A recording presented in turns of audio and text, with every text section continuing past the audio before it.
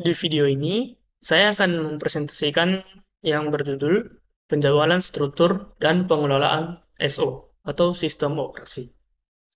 Adapun topik yang saya akan bahas, 1. Penjadwalan sistem operasi, 2. Struktur sistem operasi, 3. Pengelolaan sistem operasi, 4. Kesimpulan. Yang pertama, penjadwalan sistem operasi. Penjadwalan adalah proses menentukan urutan pelaksanaan tugas atau proses di dalam sistem komputer. Ada beberapa algoritma penjadwalan yang digunakan oleh sistem operasi, dan pilihan algoritma tersebut dapat mempengaruhi kinerja dan responsivitas sistem. Beberapa algoritma penjadwalan umum meliputi 1. First come, first serve, atau sering disingkat dengan FCFS. Proses yang tiba pertama kali dilayani pertama kali. Yang kedua, search job next, atau sering disingkat SJN, atau search job first, yang sering disingkat dengan SJF. Proses dengan waktu eksekusi terpendek dilayani terlebih dahulu.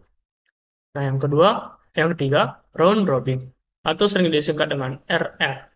Proses mendapatkan alokasi waktu CPU secara bergantian dengan batasan waktu tertentu. Yang keempat, priority scheduling. Proses dengan prioritas tertinggi dilayani terlebih dahulu. Topik yang kedua, struktur sistem operasi. Struktur sistem operasi mencakup cara bagaimana komponen-komponen sistem operasi disusun dan berinteraksi satu sama lain. Beberapa struktur umum sistem operasi melibatkan 1. Monolithic kernel. Semua layanan sistem diimplementasikan dalam kernel tunggal. Yang kedua, microkernel.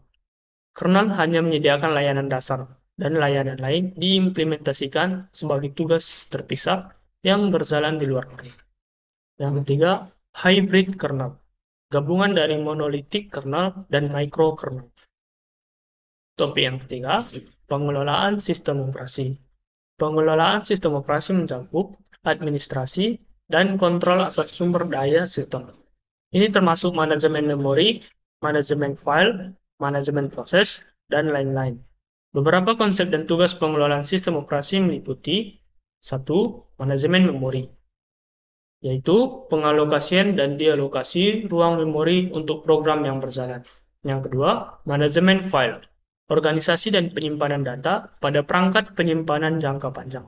Yang ketiga, manajemen proses, yaitu pengawasan dan pengendalian eksekusi program atau proses. Yang keempat, manajemen perangkat masukan atau keluaran, atau sering disingkat dengan I/O, yaitu kontrol dan koordinasi perangkat input dan output. Nah, kesimpulan, semua ini bekerja sama-sama untuk memberikan lingkungan operasional yang stabil, efisien, dan andal bagi perangkat keras dan perangkat lunak di dalam sistem komputer. Sistem operasi memainkan peran kunci dalam menjembatani antara aplikasi dan perangkat keras, menyediakan antarmuka yang diperlukan agar pengguna dan program dapat berinteraksi dengan perangkat keras secara efisien. Demikianlah presentasi dari saya. Sekian dan terima kasih.